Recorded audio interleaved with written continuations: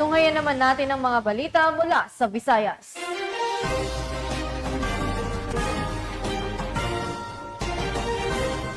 Kulungan ng bagsak ng isang lalaking kukuha sana ng police clearance sa Tubugin Police Station sa Bohol matapos mapag-alamang may nakabingbing itong warrant of arrest sa kasong rape. Ang pagkakaaresto sa nasabing suspect ay resulta ng malawakang kampanya ng pulisya kontra kriminalidad upang hulihin ang mga taong nagtatago sa batas para panagutin sila sa kanilang krimen. Yan ang tinutukan ni Patrolwoman Nikia Cañedo. Himas rehas ang lalaking kumuha ng police clearance matapos mapag-alamang may nakabinbin itong warrant of arrest para sa kasong rape sa Tubigon Police Station, Barangay Putuhan, Tubigon, Bohol. Kinilala ni Police Major Neon Francis B. Alvarez, Chief of Police ng Tubigon Municipal Police Station, Bohol Police Provincial Office, ang suspect na si Alejandro, 34 anyos at residente ng Barangay Tinibgan, Calapi, Bohol. Ayon sa ulat ng pulisya, bandang nasa 6:24 ng gabi nang maaresto ang nasabing suspect matapos mapag-alamang may nakabinbin itong warrant of arrest para sa kasong rape na kaugnay sa RA 7610 na inisyo ni Honorable Glenn Dago, presiding judge ng Regional Trial Court, Branch 65, City ng Talisay, Cebu, na walang rekomendadong piyansa. Kasalukuyang nasa kustodiya ng Tubigon Municipal Police Station ang suspect habang ipinagbibigay alam sa korte ang pagkahuli nito.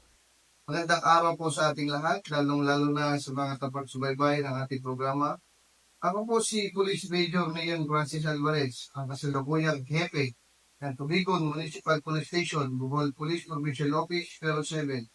Natakip ang isang lalaki na may edad na 34 kung saan sinubukan niya na kumuha ng National Police Clearance sa istasyong ito at lumabas na ang kanyang pangalan. Agad na-verify ng ating mga kapulisan na may nakalimbing warrant of arrest pala ito na aktibo pa rin sa korte para sa krimen na rape o paggagahasa kaugnay sa Republic Act 716 na walang pensang inirekomenda. Laking tulong ng pagpapatupad ng National Police Clearance sa iba't ibang lugar ng Pilipinas upang mapabilis ang investigasyon at prosecution ng mga taong may mga kasong kriminal. Pero paman, at lagi nating tandaan na may mga hakbang na maaaring gawin ang isang individual upang mabawasan ang kanilang panganib na maging biktima ng panggagahasa, kagaya ng hindi agad magtiwala sa hindi mo lubos na kakilala. Kung maaari, umiwas sa mga liblib na lugar, iwasang maglakad ng mag-isa, lalo na sa gabi, magkaroon ng kamalayan sa iyong mga paligid. Bigyang pansin kung sino ang mga nasa paligid mo at iyaking nakacharge ang inyong mga cellphone at madaling ma-access kung sakaling mangailangan ka o tumawag ka ng tulong. Bukas ang aming tanggapan 24/7 dahil sa bagong Pilipinas ang gusto ng pulis, ligtas ka.